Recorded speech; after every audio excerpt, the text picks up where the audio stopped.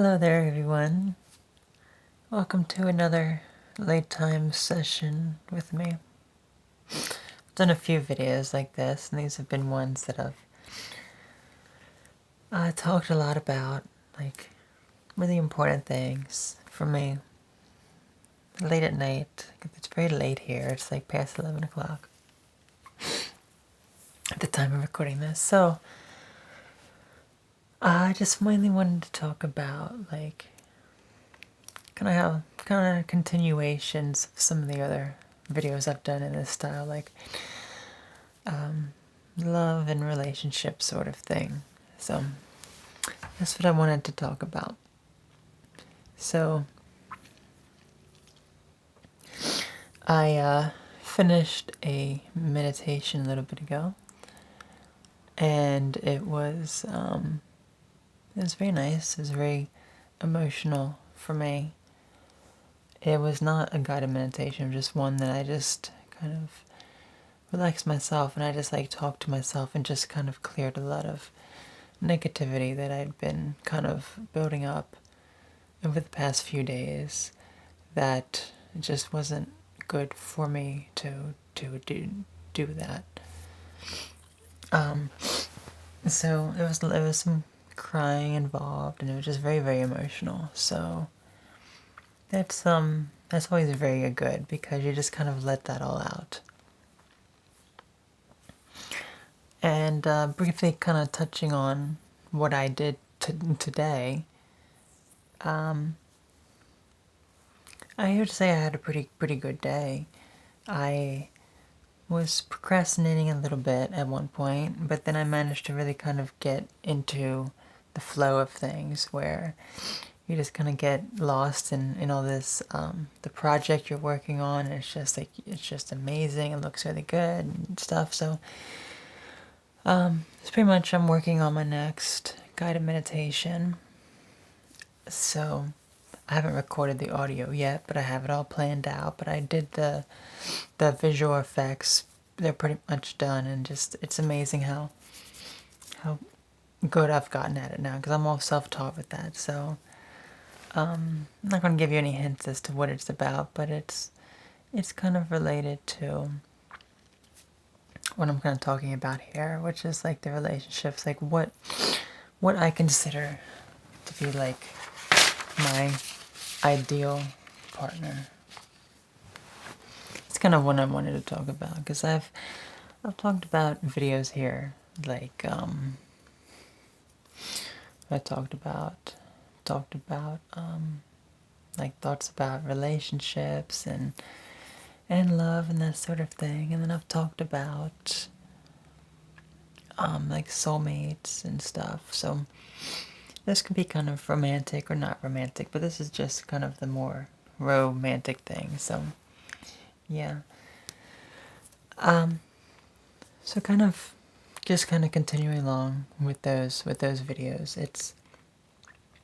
I don't really have much of any relationship experience. Nothing really serious at all. It was just a little bit of a experience that I had in the beginning of 2015. It was very short, but it's that experience with that person that allowed me to get over my fears of being able to love someone. Because I had so many fears that people would reject me. I just hated anyone saying that they were interested in me. I would just say, I hate you for someone saying that they were interested in me. So I don't do that now. I'm very open and willing now. It's just the hardest thing is just finding the right person. Because, there are a lot of traits you may kind of look for, and you're going to have people in your life that fill various needs that you have. Like, you could have someone who really helps you, really is good at listening to your emotional problems. whereas someone else may not be. They could help you in a different aspect. So looking for all those traits in one person generally isn't going to happen. I know that. And I was so involved with I'm not going to enter into any relationship unless I know it's going to last my entire life and it's going to be perfect, it's going to be amazing. And then that was very unrealistic. And once I kind of lowered that, I was able to experience it more. And then I feel as though the other kind of relationship that I was in, it felt more like it was out of a loneliness, like a desperation to have something that I'd never had before. That's not to say that I wasn't interested in the person, because I very much was. It's just, it felt more like it just wasn't, it was a bit unnatural, I guess. But it was very helpful, so I'm very thankful for that regardless of anything. But, yeah, it's just, I'm not lonely. I know when I've talked about these topics before, people have said, don't feel lonely and this and that, and I'm not. I'm I'm not lonely. I can say that 100 times. I am not lonely at all.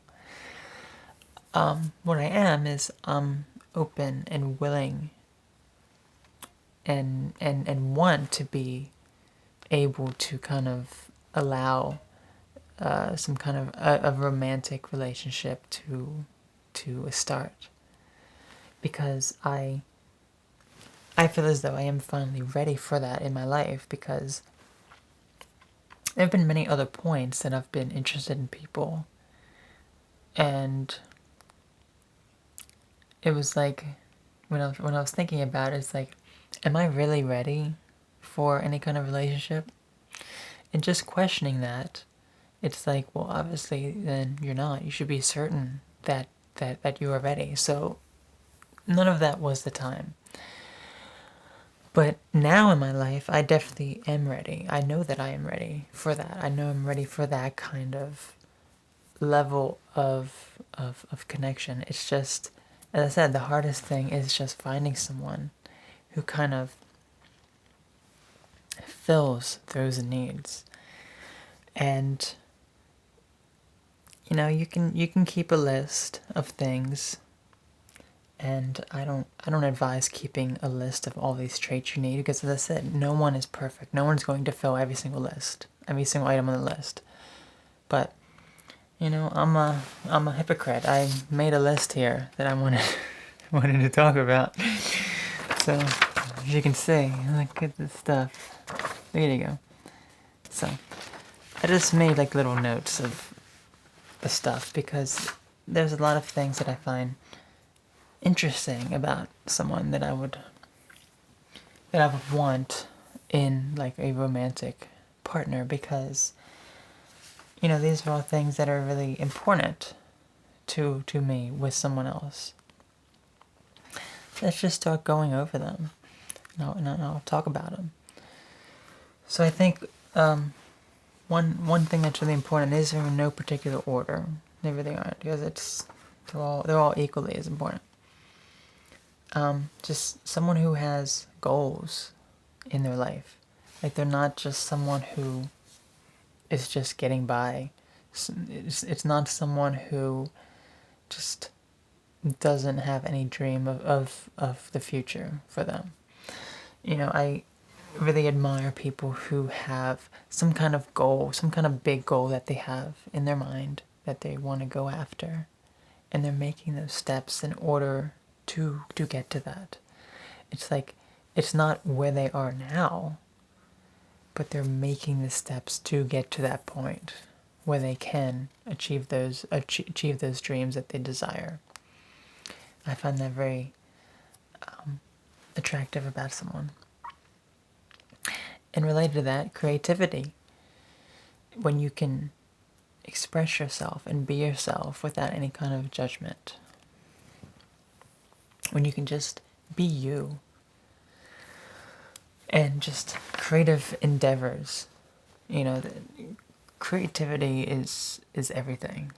everything is creative. Everything is some form of art. Everything has been created by someone who had a unique concept that they put into action. They put their energy, focus into it to make it a reality. So that's where creativity lies. And my favorite forms of creativity are artwork. Like you can do like actual like physical paintings. You can do like digital artwork, like photo editing and manipulation. You can do like a video, like perhaps you do a lot of like create like animations or visual effects and stuff like that. That's something that I really love. As well as music talents. Like if you can play musical instruments, I really admire that. Or if you create music, I really admire that as well. Just those are probably the more interesting for me, the types of creativity. So the next thing on the list, people who are working on themselves. Every day is a chance to improve yourself and to learn. Because you're going to have negative things in your life, negative situations, and you can see those as learning opportunities for you. Instead of trying to escape them, you see them as obstacles in your life that you have to create some kind of strategy to overcome so you can come out on top. You're not always going to come out on top, but even when you're at the bottom, you can learn lessons there too. So just being able to improve yourself, improve your health, improve your mind, improve your life, improve all aspects of your life, and kind of going towards that direction and making the steps to improve yourself. Those are things that I really appreciate and admire as well. Next is independence and freedom. Being able to not rely on anyone to fulfill your needs. You're independent. You are free to do as you please. And I feel as though this has been one of the most intriguing things that I've found attractive about someone over the years. I think it's because I've felt over the years, not so much now, but prior, that I relied too much on other people. That I just want to put myself out because I was scared to venture into new territory. Like one of the most common things was people who were my age or younger, if they were doing like going out all by themselves, they were traveling, these far locations, hours away, or in different countries, or if they were doing things that I've never done all by themselves, that I would never consider doing by myself at all, I found that to be very attractive about them because they had what I desired. I desired that ability to go anywhere and do anything solo. Being able to travel to places that, are far away just by yourself and not have to worry about, being scared or intimidated by those sorts of things. And I've definitely gotten better with that. I mean, I've done, I've been a lot more independent. I've done a lot more things solo. And I've had more confidence doing things solo, including some traveling, but, it's nothing major. But, just not having any kind of relying on anyone. And also not having any kind of responsibilities. Because when you take on responsibilities, I feel as though it just kind of holds you down. Like you're not really able to be free like you want to be. And responsibilities can come in the form of many things. And I think some of the most limiting ones are marriage. That's a very, very big responsibility to take on. And I'm not saying that I'm never gonna get married to someone. I mean, it's not my priority by any means. I don't care if it happens or not. It's not a priority. It's just something that just is if it's meant to be. Okay? Other responsibilities that I am turned off by is children. I've never, wanted any kind of kids. I am turned off by the idea of people having kids. That's a big turn off for me. Pets is another one, because I don't want that responsibility. I don't want to be around someone who has that responsibility. I just don't particularly care for that. I don't particularly like that.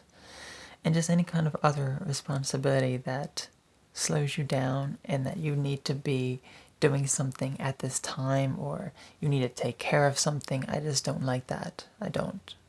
That's a very big turn off for me. Let's see what else.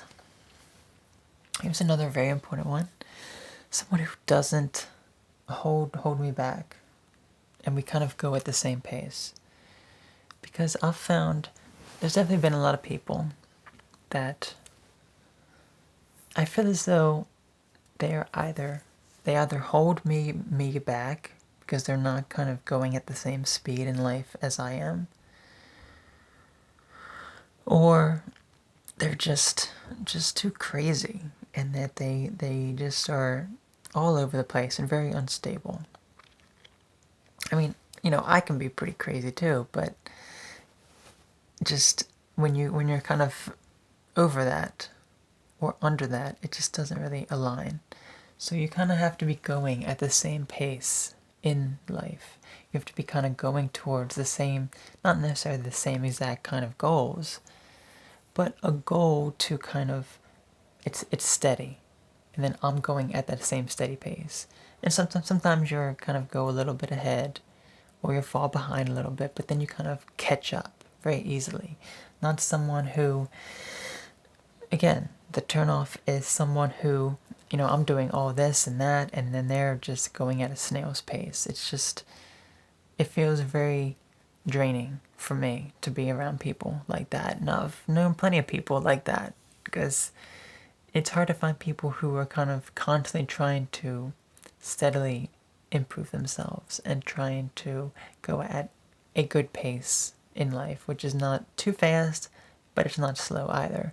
And I've done plenty of things slowly, but I just feel as though once I get to the point where I'm like really good, I'll be going at this very, very good speed in life. So next, someone who is very inquisitive and asks questions. Someone who just doesn't look at something and go, it just is. Someone who would say, well, why is it like that? How does it work like that? How did you do that? How did this come to be? I really like that. That's what I do all the time. Something as simple as, this piece of paper here. How did that paper get made? How did that paper get into my house? How did I take a marker and write these traits on there? All these questions that you can take something so simple and dive so deep into it and talk about that one topic for such a long time. That's something that I really like as well. Something else. Someone who kind of catches, who's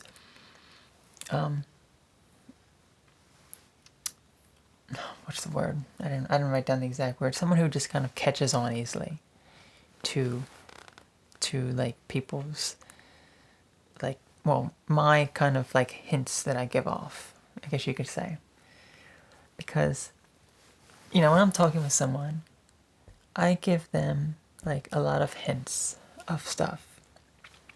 Like, I'll say something like, I'll give like such a subtle hint as to something that I perhaps want or perhaps want to talk about, or maybe like a little hint that I'm like interested in them. And for the most part, people don't catch on to that because it's like so subtle. But yeah, I'm someone who gives off a lot of hints, and I can be very flirty with people, which gives them can give some people the wrong impression. Like I've had people say, you're being very flirty to me when I'm not interested. Or people who do know that I'm being flirty, they will think that I'm not interested if I am interested. So it just doesn't work out. But also by hints, like I'll just kind of use a somewhat example here. So let's say there's something someone and I are talking about, and I don't want to change the topic just like snap of the finger. I want to kind of like transition the topic slowly. So I have an idea of what I want to talk about in my head to them.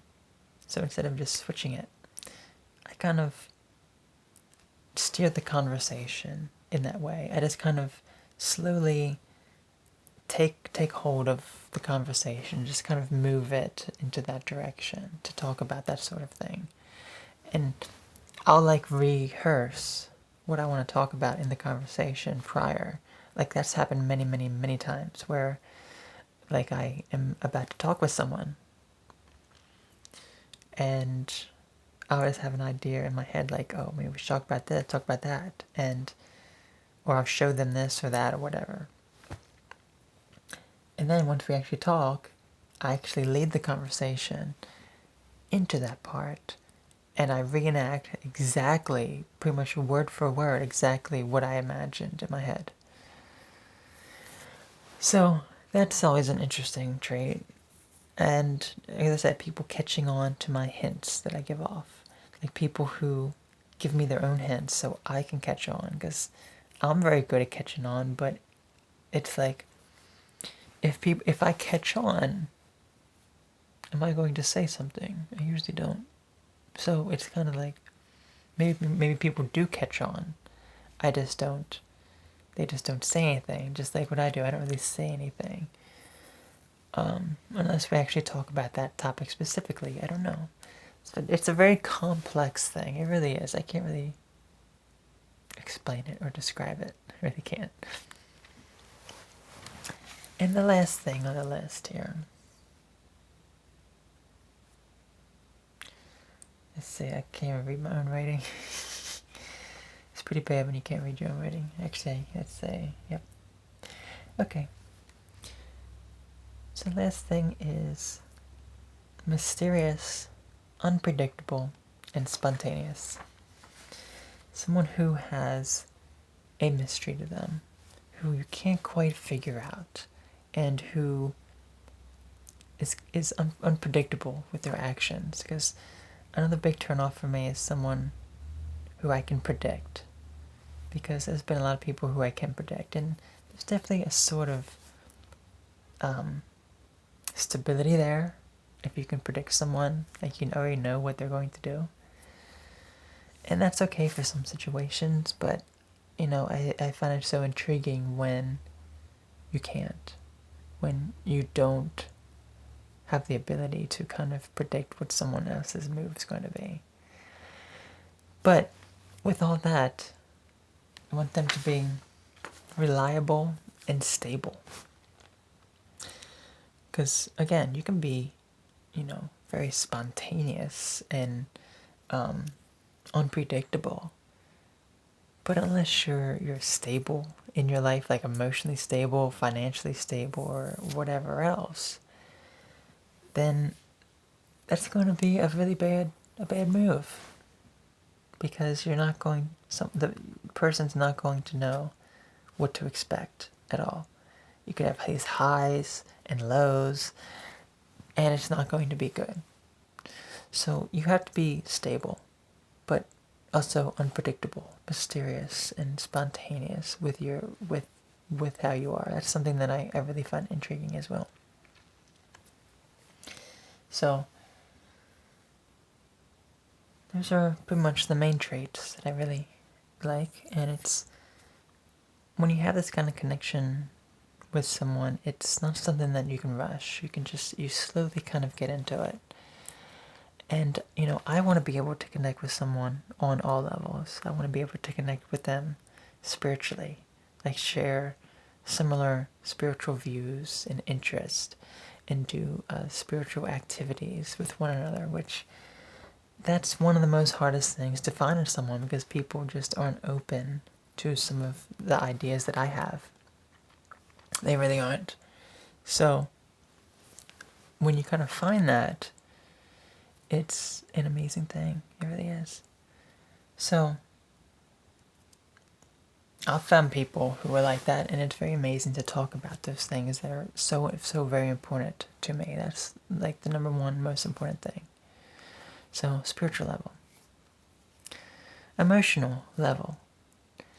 Things like you're just being able to kind of emotionally be on the same wavelength. Like, you may not have necessarily been through the same experiences, but you kind of understand one another, and you're kind of stable in your own emotions together. So I'd say spiritual connection, emotional connection, physical connection, things like physical attraction to someone. Like, I'm someone who is, I consider myself demisexual, which is like in between sexual and asexual, which essentially means I don't feel a sexual attraction to someone until I've been able to really get to know them and form a bond with them. So I'm not going to like sit there and look at someone and go, oh, they're like so hot, I'm going to want to be in a relationship with them or have sex with them. No. I mean, I can look at people and say that they're good looking, that they're beautiful, that they are attractive and sexy, but that doesn't necessarily mean that I'm interested in them. But I really see the beauty in someone after I get to know them. Like, once I get to know them inside, I see them on the outside, and I see that beauty even more. And that's what I really appreciate, and that's what I really, I really like. That's how I've always been. I don't really see someone on the outside until I see them on the inside. I see the person on the inside first.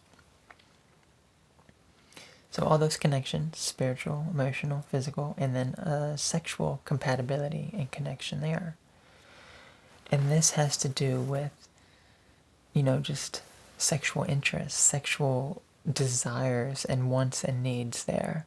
Because there's a lot of complex stuff in there as well that I am very interested in. Being able to do a variety of like sexual things, or just being open-minded about sexuality in general. I think that is very important. So if you can kind of connect on all those levels, then I think you have a base for a very stable relationship if the connection is mutual. And that's something that's been very difficult for me, because I've been interested in people, but the connection never really been mutual except for once. Well, I've never told anyone else either, because since I've been a female, and especially in just over the past 2 years, I've been more open to this love stuff, primarily because of the relationship that I had at the beginning of 2015. That really opened me up, and that was someone that I was interested in, and then they were interested in me as well. It was a mutual interest, and that's what was so important, because that was the first ever time, ever in my entire life, that someone that I was interested in was also interested in me. And, I didn't just like come out and tell them. I went about it very hintily. Again, I said that I had a dream that she was saying all these romantic things to me, and I was saying how I was telling her the dream, and I was like, having a dream like that because that's something that I've actually thought about. So that was kind of the hint there, and then she got onto that and she said the same thing in return. So that's how I knew that she felt a mutual thing there. And I think it's really important for me to be able to tell someone that I am interested.